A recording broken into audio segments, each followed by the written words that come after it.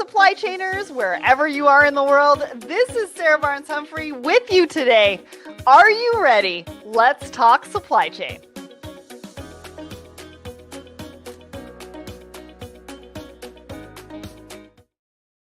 Hello, everyone, and welcome to Thoughts and Coffee. My name is Sarah Barnes-Humphrey, and I am the founder of Let's Talk Supply Chain, the Blended Podcast, and founder of the Blended Pledge. And I'm super excited to be here with you today. We've got a great show for you. My trade bestie, Audrey Ross, is back, and she's got a pretty cool market update for us. Plus, we're going to be talking about Lego in Vietnam, some space materials that we are going to be using in products moving forward.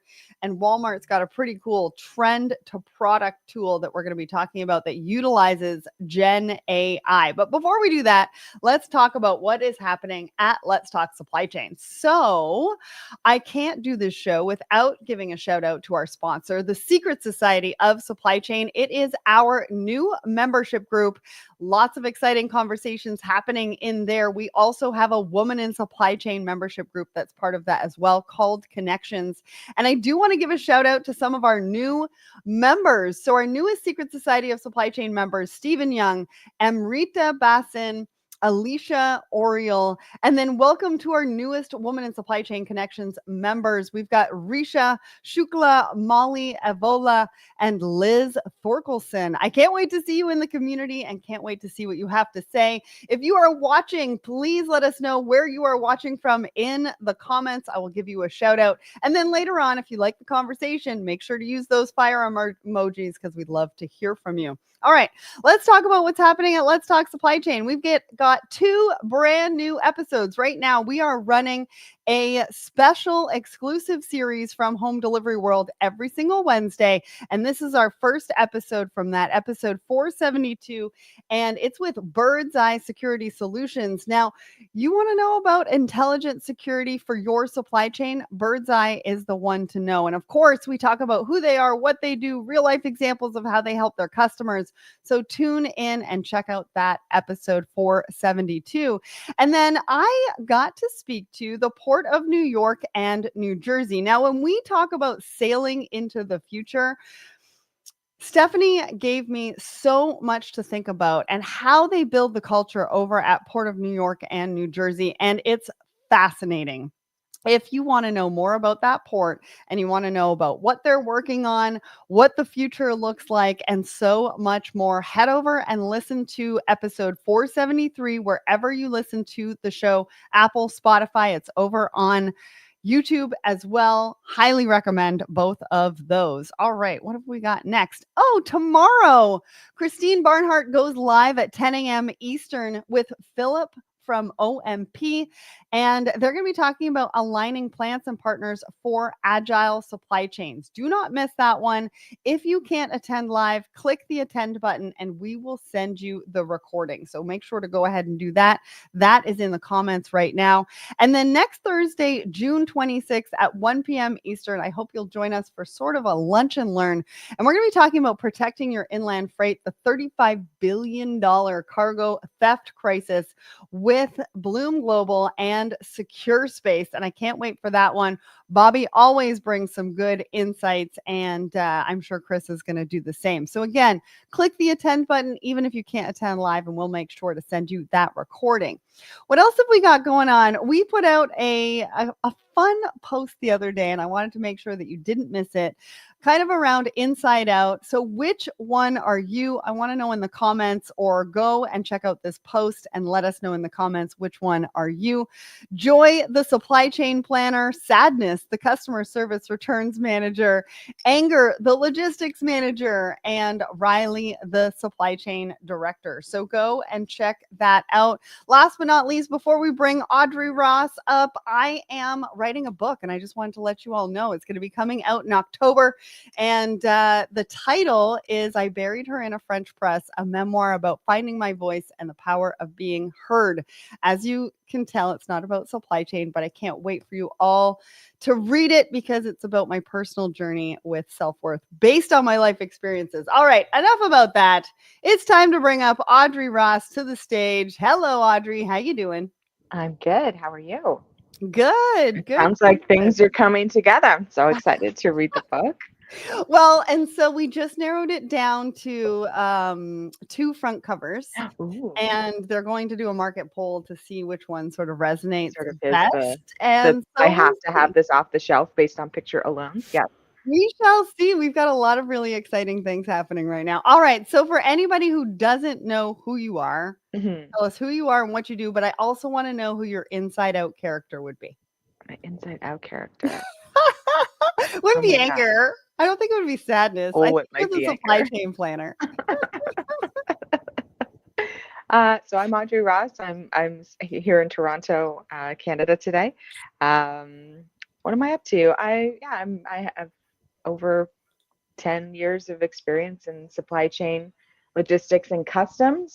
One of my focuses this year is and last year was my role as the OIT Organization of Women in International Trade Toronto chapter president. I'm now the past president. Just this week, we released kind of policy statement on the G7 that's Mm. happening. Canada's the host country, so we were able to put a statement together with our co-chapter Ottawa. So that's kind of big news in our environment. Keeping up with all of the trade compliance challenges, that's something I'm responsible for. So, a lot of bopping around on tariffs and other rules and regulation changes that happen in that space. So, yeah, keeping busy here in Toronto. So many things happening right now. I want to give a Yeah. shout out to Jonathan and Mohammed over on my personal LinkedIn. Thanks so much for everybody for tuning in. All Yeah. right, let's get to our poll of the week. Now, we ask everybody a question every single Wednesday morning. And for the most part, I would say like 80% it's supply chain driven. But sometimes we throw in a fun poll just to make sure you're actually scrolling and stopping and hitting the vote button. All right. So, the question that we asked everybody, be honest, how do you really work from home? Hmm. We had a tie at 31% after 124 votes. Walking the dog equals break.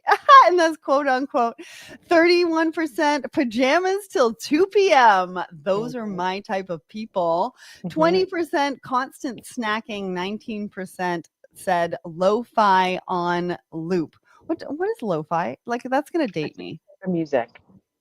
Oh, got Yeah, it. it's like a chill. It's not a lot of like words, or it's not like top 40. It's like just the lo-fi. It's like Thank you. kind of beats and soft, Okay. No steady music. judgment from the Yeah, people in the audience. yeah. Okay. I just sort of dated You've myself. probably heard it. You just haven't. Yeah, I yeah, didn't actually know what it was.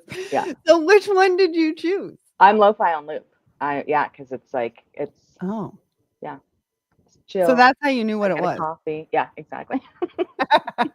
Can you share your playlist? Because it Yeah, sounds yeah. like I'll I send you might a need couple of one of those. examples. Yeah, yeah, So if you haven't weighed in on this poll, yeah, the link is in the comments, I believe, right now, or it will be soon. Or you can let us know in the comments which one you would have yeah, picked. And then over on my personal, I will put that in after the show, yeah, or you can put it in the comments and let us know. yeah. We had quite a few comments, actually. A lot of people I liked this bet. one. Barbara says none of these. Well, I would have liked to have known which one it was then. Susan said none as well. I like to dress Yeah. comfortably, but still business casual to get my head in the game. I find Um, like that. I might have pants that I wouldn't necessarily wear to the office because I'm sitting, but that's- otherwise, like I do, professional on top. Yeah. Susan said I need a select all option. I love Yeah. that. Katie says none of those. I work from 8:30 to 6 every day. Wow, Oh you're a yeah, machine. Carissa said walk the dog, except for she actually am. And she does. Licia says none of the above. Well, we had a lot of fun with Nice. that one, and I'm sure we will be back with a supply chain poll. So we don't want any of those comments saying, "Where's the poll about supply chain?" It's coming. Yeah. I promise. Probably tomorrow morning. Anyways, we did have a comment from YouTube pajamas till 2. It's like Love to hear it. Okay. You can have pajamas on the bottom, yeah, yeah. workwear on top. Depending on how you accessorize, I think you can do and what type of pajamas you wear. I think you could do pajamas on top. It was a trend like 3 years ago. I mean, maybe if So you have like a virtual office party and they call yeah, for yeah. It's like a silk and a collar, and then you have, you could do it. You could totally do it. And there is no judgment here. No, We have no judgment no. in this studio. All right. Audrey, now is the time that we need to talk a little bit about a market update. You said there's Oh. lots going on. So don't bore us with all the details, but Yeah, bore us with all the details. yeah, yeah, We yeah. want to know what's going on in your world and what we need to be paying attention to. Yeah. I mean, I think there's some, some of the ongoing challenges we had in 2023, 2024. It's like every year in this sort of 2020 um, kind of decade, we get a sort of a new challenge. So, once you think you cope with a pandemic, you cope with the restart from a pandemic, you cope with inflation, you cope with, right? And so then we're now in 2020. It's like, what's the new challenge for this? Because it's very different than it was last year. Last year we had an accelerated peak season. It got a little wild. This year we've had the introduction of tariffs, which called stall in manufacturing, restart in manufacturing. We also have had the Red Sea crisis actually has been ongoing. So that's actually covered a couple of years now. I think Lars Jensen said today is day 574 Wow. that commercial vessels have not been going through the Suez Canal. And then in the last week, we've had some further tensions in the Middle East and near the what is it called? Strait of Hormuz. And so there's been a lot of commercial vessels have been avoiding that area generally because since they're not going to the Suez Canal when they come around India, that you kind of I think would veer a little further north. And so everyone's sort of looping south if you're headed to Europe from Asia.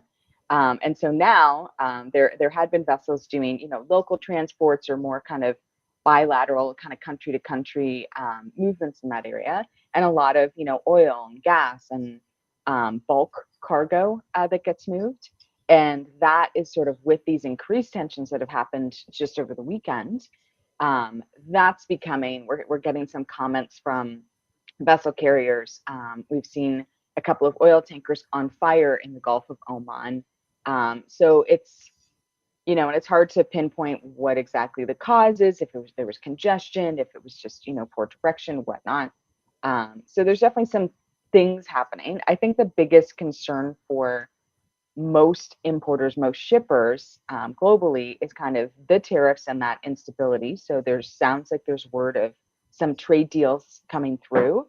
The UK-US concluded a trade deal, or seemingly have concluded a trade deal as of yesterday. It was announced at the G7.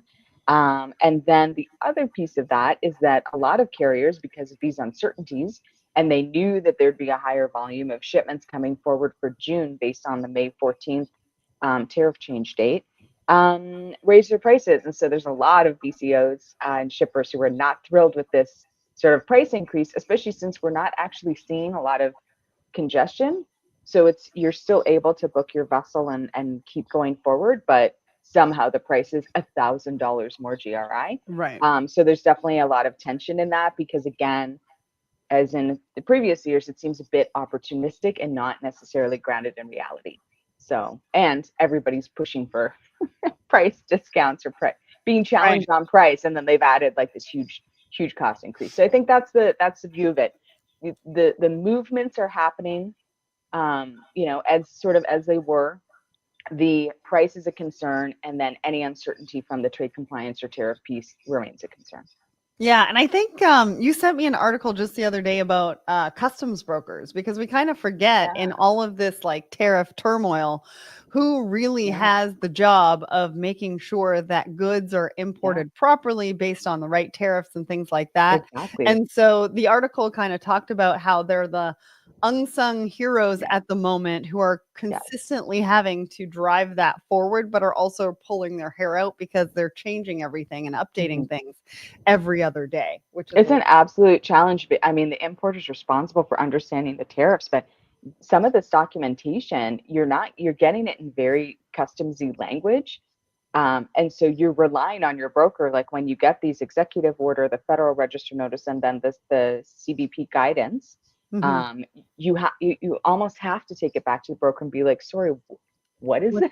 Is this my HS code? How is this being applied? Like, I know, I misinterpreted a date on something, and a shipment came through and it had a higher tariff than what we anticipated because I got I was 3 days wrong.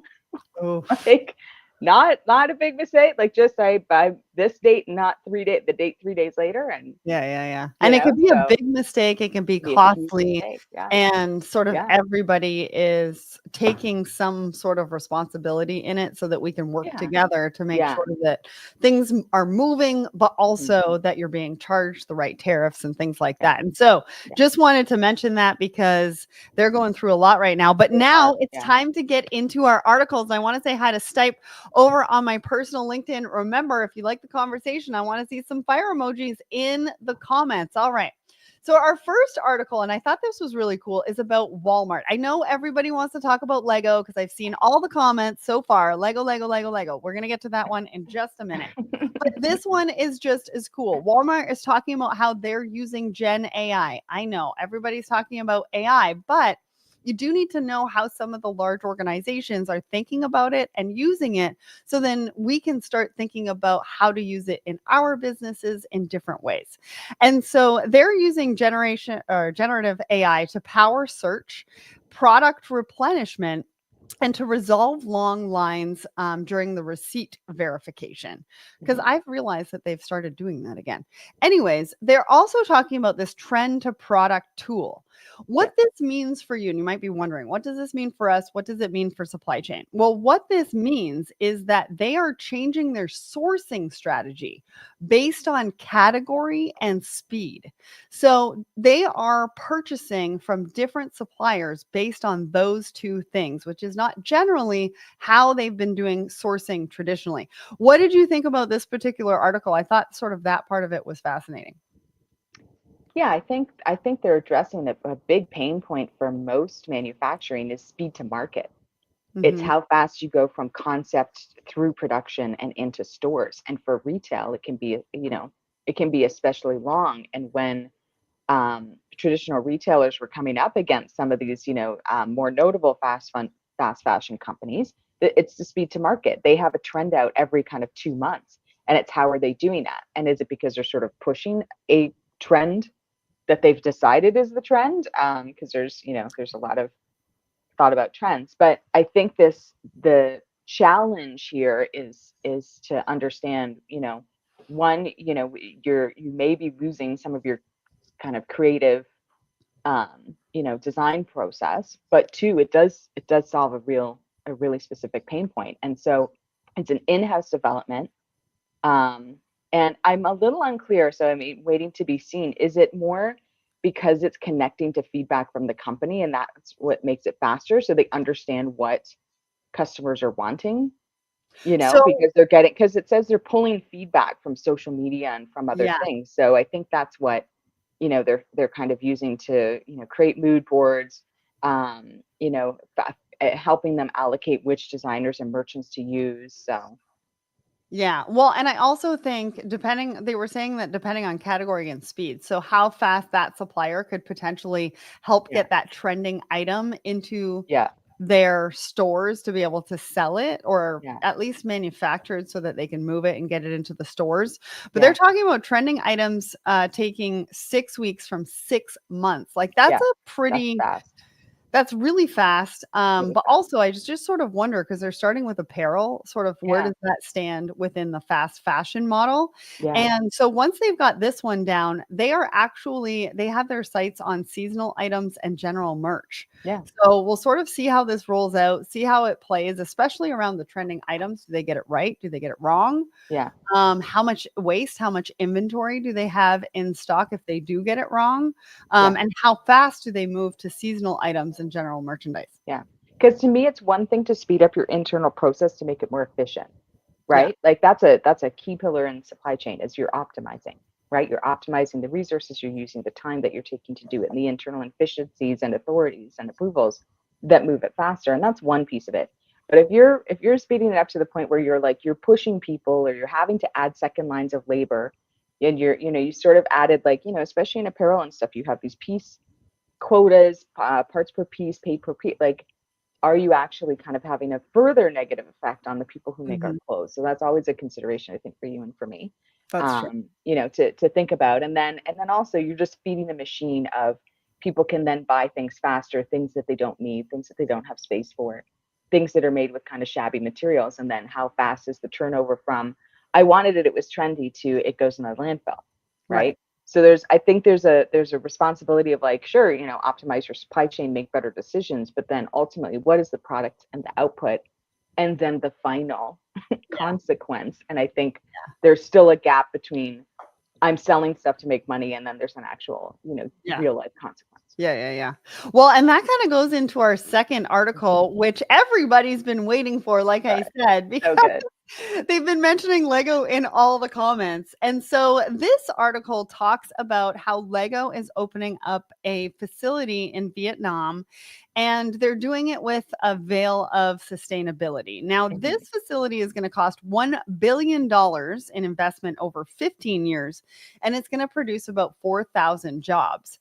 What they're talking about is they're talking about reassessing their manufacturing location. So Vietnam isn't going to be manufacturing necessarily product, or at least for now, product for North America. They're going to be producing product for regional, for Asian distribution, for distribution within Asia. That's what they're talking about. And that is their approach to manufacturing. They actually have, it says that they have a variety of facilities that are in Virginia. I can't remember where else in the US to make sure that they produce Legos for the North American market. But they go into why sustainability has been a driving force of this. And one key component that I picked up on was that they're saying that operational performance plus social impact is the result of supply chain resilience and local community engagement. So sometimes when we think about sustainability, we think about, solar panels and all these kinds of things, but they're linking it back to local community engagement and how they are being seen and how they are participating in the community. What did you think about this, Audrey? I think it's fascinating. I think we all have an interest in Lego. One, because it's something, it's so fun to play with. Like, and it's something a lot of us enjoyed as kids, and now as adults. But so I think it's a hot product. It's a great product. But I think the method and approach that they've taken to their sustainability has really been a standout for global manufacturers, and for companies who are making these kinds of products, or even other kinds of products. And what they highlight, beyond something like the LEEDs construction, which is recognition, which is fairly notable for most people. They're doing kind of all the things. They're in collaboration, right? They're working in collaboration with their local partners, right? They didn't just kind of come in, set up shop, and then like, we're doing this, and like have no kind of discussion with any of the other stakeholders in the area. There's a lot of collaboration with their local people to also understand, how they're using the energy and where they're pulling the energy from. And then, one of the other things is they're replacing, usually Lego came in like a pre-packed plastic bag. So there's going to be paper-based alternatives. So they're really carrying through their ambition for zero landfill. So amongst the building features, the solar panels, the LEEDs designations, like they are, brick by brick, I guess you would say, changing up their whole kind of product and consequence model. So it's really engaging and fascinating.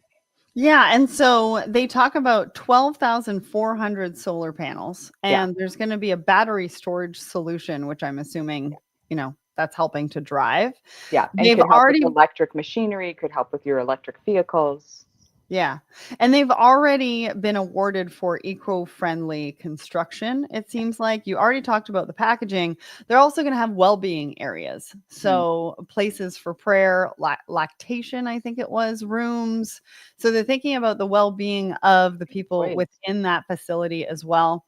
And then some of the local engagement that they talk about is play-based programs throughout Vietnam as well. Yeah. So those are some of the things that before I think they even started construction, that was what they wanted to do. The packaging helps with their zero landfill initiatives, and the rest of them sort of, correspond with some of the other things that they want to do from a sustainability standpoint and helping them hit their goals as well. All right.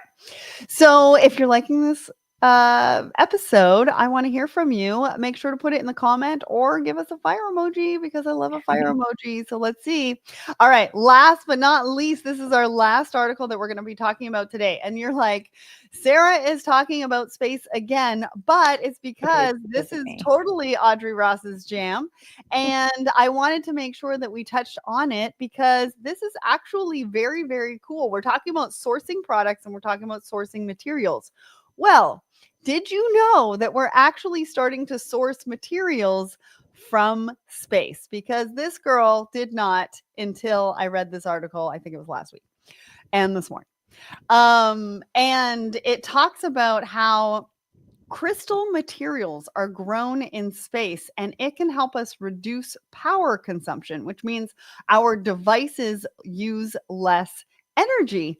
And what is fun about this, I really loved Mary Poppins as a kid, and they talk about how they use the Mary Poppins method to bring some of these materials back to Earth. You might be wondering what that is. Well, let me scroll for you so you can see what I'm talking about. It is a inverted umbrella to bring the materials to ground so that it ends up in the ocean. Anyways, what did you think of this article? I mean, obviously anything about space, but it is fascinating because this is also this company is based in Wales, and they're building on a couple of kind of avenues. One, the kind of being able to have a more reliable supply chain, I guess, for Wales or for the UK market, right? Because I think it sounds like they've been relying on a number of kind of external sources or external countries that then you have to manage a trade deal, then you have to manage this. The innovation or the concept of this has been around since the 70s. So they have a background of about 50 years of research that they're relying on, which makes it like it's not completely, oh my gosh, we thought this up and tomorrow we're doing it. It really does come, and it shows you, I think, how long some of these ideas and materials take to come to fruition. And then three, I think it really does look at solving a problem that we're having where we're making these leaps and bounds, but yeah, maybe we are kind of being constrained by the access to materials or by some of the innovations, and this can really take that forward. So overall, just fascinating business and concept. Well, and one of the things that struck me, and I need to read this. Actually, I really need to find who said this, and I'm not sure if I'm going to be able to. Oh, here we go. The World Fund General Partner, Daria Saharova, wrote, "We urgently need a resilient, homegrown supply of the next gen super materials required for the future of compute. We also need this homegrown chip supply to be produced sustainably." And the reason why I thought that was fascinating, I've never heard the word or the term super materials before. And I was like, all of a sudden, we are sourcing from space and we need super materials, everybody. Yeah. And we're in urgent need. Like, when did this turn to urgent? And why didn't we hear about this before? And maybe they were working on it before. I don't know. But anyway, that one struck me. I thought that was really, really just a cool statement, but also if you're going to do it, produce it sustainably, which I think is almost the topic du jour. And so I thought that was cool. Any last words before we go? We're almost at the end of the show. That's incredible because it's like the 30 fastest minutes of the day. We do call this show the fastest 30 minutes in supply chain for a reason, because we get through a ton of topics in a very short period of time. And I hope that you were able to keep up. I hope this was a good show for everybody. Next week, I am coming back with, I think it's John from Superleaf. And we're going to be talking all about, maybe it's not, no, I think it might be Anne from PepsiCo first. Oh, I think nice. Anna from PepsiCo might be coming on next week. So be a good one. make sure that you tune in at 10 a.m. Eastern next Tuesday to hear that conversation. She's from PepsiCo Labs, and they recently partnered with OneRail, and I talked about that on the podcast.